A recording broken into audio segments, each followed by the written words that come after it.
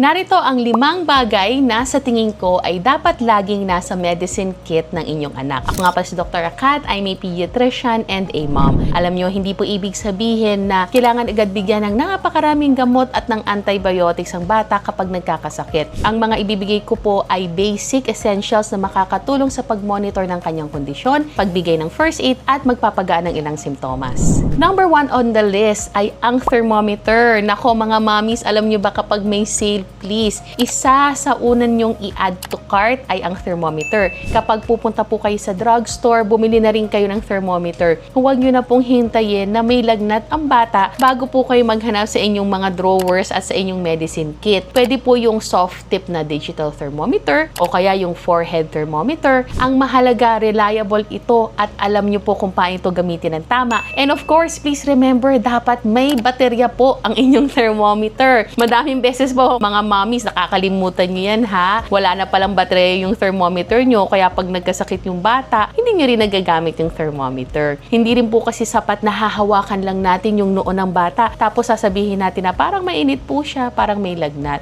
Kailangan po kasi malaman natin yung actual temperature ng bata, kung gaano kataas ang lagnat, anong oras ito nagsimula, at kung ano ang pattern ng lagnat.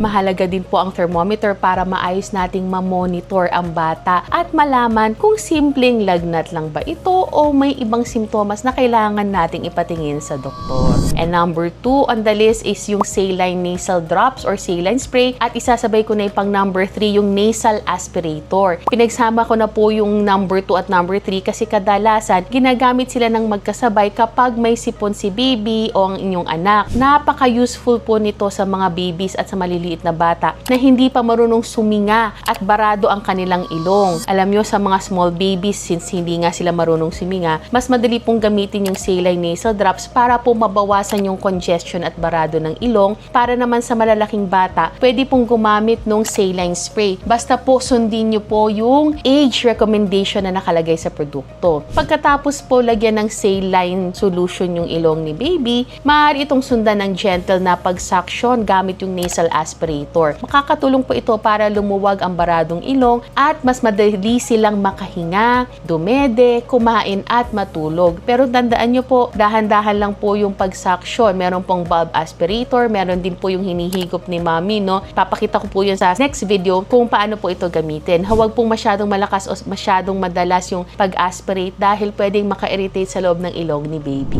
Number 4 on the list is yung oral rehydration solution o yung ORS. Napakahalaga po nito lalo no kung ang bata ay nagsusuka, nagtatae, may lagnat or hindi masyadong nakakakain or nakakainom dahil sa karamdaman. Kapag po kasi may ganitong sitwasyon, mas mataas yung risk na ma-dehydrate ang bata. Ang ORS ay may tamang concentration at combination ng electrolytes at ng tubig na nawawala sa katawan. So kung nagsusuka po yung bata, huwag pong painumin din ng marami agad. Mas mabuting kaunti lang or drops or sips pero madalas. So halimbawa, bigyan nyo lang po ng ilang higop or kaunting ORS every few minutes. And kung ORS powder or sachet po ang gamit nyo, sundin nyo po yung eksaktong dami ng tubig na nakalagay sa pakete. Huwag nyo pong dagdagan or bawasan ang tubig dahil mababago po ang tamang concentration nito at baka hindi rin po ito mainam para sa bata. Number 5 on the list would be yung paracetamol. Kasama na yung oral dosing syringe o yung pangbigay po natin ng gamot. Ang paracetamol po ay ginagamit para maibsan ang sakit at discomfort kapag may lagnat ang bata. Ang tamang dose ng paracetamol ay nakabase po sa timbang ng bata at sa formulation ng gamot ng paracetamol na gagamitin nyo. Hindi po pwedeng tansya-tansya lang at huwag gumamit ng ordinaryong kutsara sa kusina. Again, meron po akong video dito. Panoorin nyo na lang po, I extensively explain how to do it at kung paano mag-compute. Gumamit po tayo ng oral syringe o ng measuring device na kasama ng gamot para tama po ang sukat na ibibigay natin sa bata.